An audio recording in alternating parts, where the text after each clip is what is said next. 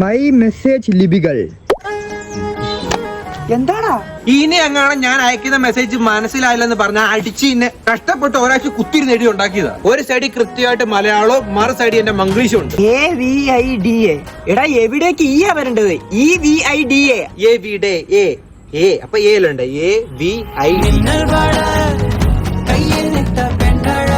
എടാ ഓക്കേക്ക് എന്തിനാ OKEI?